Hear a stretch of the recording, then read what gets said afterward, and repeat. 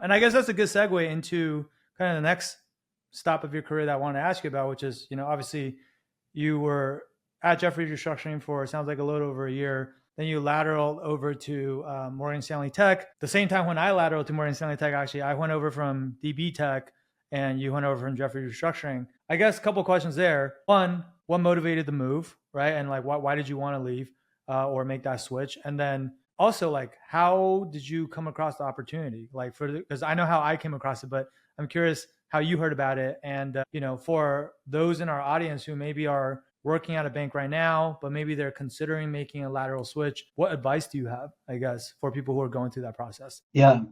So at Jefferies I joined in summer 2008. By summer of 2009, you could look at kind of some of the charts now. The market environment was improving quite rapidly, actually, and unexpectedly. And so I started to kind of look around in the summer of 2009 at the work we were doing, and it wasn't the pace that we had, 9 months prior, 6 months prior. And so, at that time, I was doing well. We just had our first like annual review cycle, and everyone was kind of exhausted. But and in my mind, I was like, maybe I would be like a career restructuring banker. Like, I really respect the people I work with. I enjoy the kind of work I'm doing. But I Yeah. spoke to my mentors who had kind of coached me through all of my banking experience, and they were like, look, you got great experience, but if you are really interested in kind of buy side, if you're really interested in kind of other opportunities, I'd recommend that you go and get a more diversified banking experience. They knew, many of them were, Goldman, Morgan Stanley, et cetera. They knew that those banks were actually looking to hire because they were in those analyst classes, right? Mm-hmm.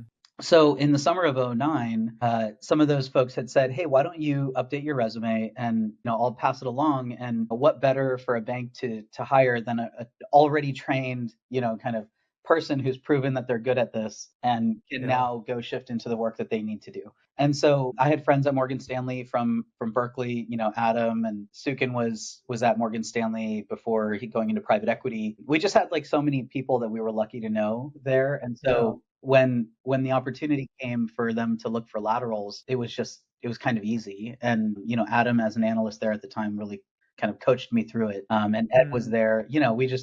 We were lucky to have those people. But it wasn't an obvious transition for me. I thought I was doing really well at Jefferies. It was hard to think like, well, am I about to walk away from this even though I'm doing great, right? Right. And I didn't know, like I hadn't really thought about M&A for the entire time I was at Jefferies. So I was a little bit nervous in those respects. Yeah.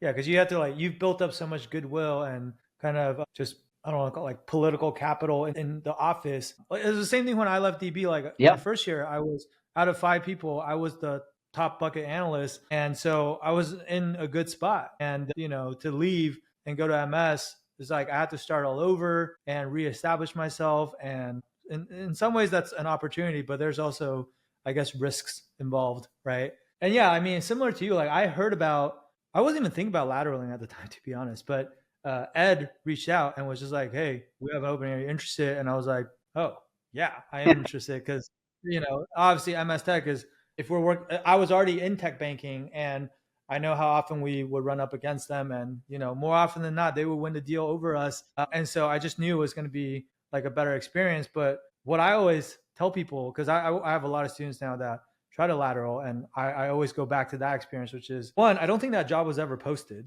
Right.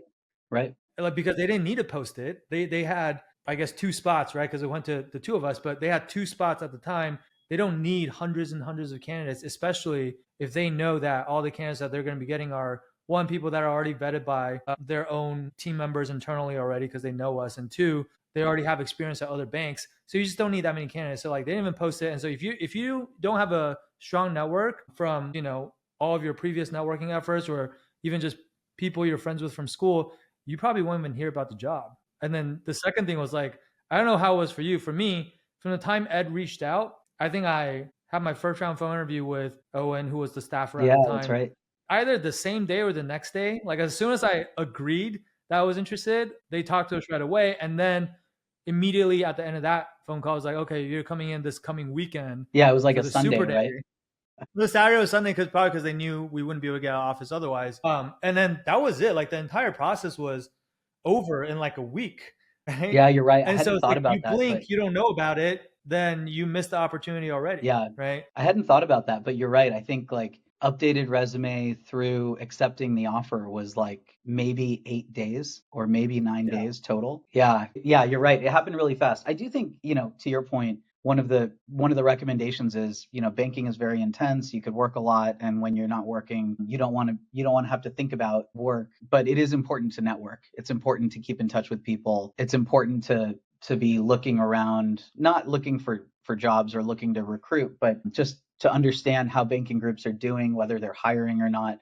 Those are really real indicators of how busy they are, and if they're good places to go and learn. Yeah. And I would encourage people just like, I mean, honestly, Ed and I we weren't really friends at Cal, but I think we just would always run into each other in the city after we graduated. Like we would go out on the weekends and run into each other. So we were kind of like social acquaintances. Yeah, And so, we're not even saying you have to network as in like, oh, go book a bunch of coffee chats or whatever, but it's just like put yourself out there, meet people, even in a social setting, especially people who work in other firms and whatever. Like you just never know when things will come. Like I was honestly kind of surprised that Ed reached out to me because it wasn't like we were super close or anything, but like that's what happened, right? yeah, And that I think that literally changed the trajectory of my career, right? So I'm really grateful for that. But yeah. yeah, Same. I I would say, mean, yeah, Adam, I knew Adam very loosely when we were at Berkeley, and really, Sukin, who I've known very well for many years since college, was the one who was kind of encouraging me to explore the Morgan Stanley path.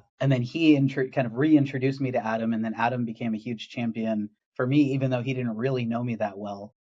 And then we mm, ended up living together, and now he's one of my best friends. So you're similar story. We're just lucky that people kind of knew us and sponsored us, yeah, and it ended up being an incredible career move. yeah, that's awesome, man. Is he still at Excel KKR? He is. He's living in London now. We're actually going to go see him in July. So Oh yeah, wow, that's awesome. yeah. Tell him I say hi when you see I him. will. I will. Maybe I gotta get him on this podcast. You should. You should. I mean, he's been very successful, and he knows what it takes to be really good. So you should.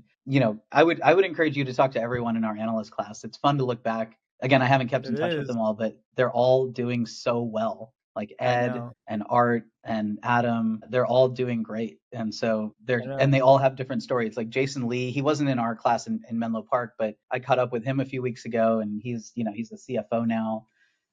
Fair, right? Yeah, Yeah. Yeah. I worked with him at Square on the finance and strategy team after I did PE, and that guy is one of the smartest guys I've ever worked with, yeah, he actually honestly. did a podcast recently that I listened to, and I was like, man, like he's just so sharp. I worked with him at TPG when we were there together, Right. and yeah, he's just very, very good. I always we were on the same team, and I mean he joined before me, but when I first joined, we were still like the same level or title, whatever, I guess. Yeah, But I was just like, guy's way smarter than me. Like, what the hell? Like, and I was like, I mean, like, like obviously we've all done decently well by most people's standards, but it's like you still, when you're in these environments, you just always still meet people who are like, yeah, I'm definitely not the smartest guy in the room, which is great because you don't want to be the smartest guy in the room because that means you're probably not going to learn anything. But it's just like, I respect that guy a lot, man. And also, like, he's just such a nice guy. yeah, he's so Like nice. he's not like Yeah, cocky about it, He's not like well, I'm the shit or whatever. He's just like random side note. Like I had my wedding in Hawaii, yeah, and so it was kind of destination wedding that you got to travel. And I invited some of my Square coworkers, and for various reasons, like none of them could make it. And then Jason, I guess Regina was pregnant at the time, maybe with their second child, and then so she couldn't travel. And then I was not expecting this at all, but he flew to Hawaii by himself just for like one day just to go to my wedding, and he went back. And I was just like so touched because I was like, damn, like you didn't have to do that, yeah, and I don't know if like I would have done the same, right? If I were in that situation, but I was just like, that's the kind of guy he is, yeah. and he's like super successful. And I'm sure that's a part of it, which is how you treat other people and whatever. And I think, anyway, Yeah. yeah, lots of I love for think, that guy. I mean, as it relates to like advice for young people, I've been so lucky to have good mentors. So lucky. Mm, And they're all very nice people, and they're all very ambitious, and they're all much more successful than I am. And I just want to surround myself with only those kinds of people because they remind me that no matter how good things get, there's always more I could try and do, or there's always more I should think about. Jason's yeah, definitely on that list. I would also say, to your point on Jason coming to your wedding, like showing up is such a big part of it. Like Jason and I we actually hadn't caught up in like more than a year, I think. Mm, But every time we get together, it feels like, it feels like we could have been in touch every week. He's very, very kind. He's very open. He's very honest. And so much of that, I think, is just making time and showing up. Like when I reach out to people that I seek advice from, I want to go see them in person. I don't want to just talk to them over the phone if I can find a way to see them. yeah. And I go to them. I tell them, like, they might be younger than me, they might be my age. I tell them, like, I will come to you and I'll try to meet you at your convenience. I just want to Mm, be I just want to sit across the table with you and have a conversation. I think it means a lot to people when you show up. It enriches the relationship in ways that are hard to replicate. And they last even if you lose touch for a year or two or 15, right? for sure. For sure. I mean, like him showing up to my wedding. I know this is not why he did it, but like him showing up to my wedding, now I feel like I am like indebted to him. Yeah. like like if he ever needs something, almost certainly gonna say yes as long as it's something that I can help him with, right? Like, and again, that's not why he did it. He was just being a good friend. But again, that's just the kind of guy he is. I think that's great advice.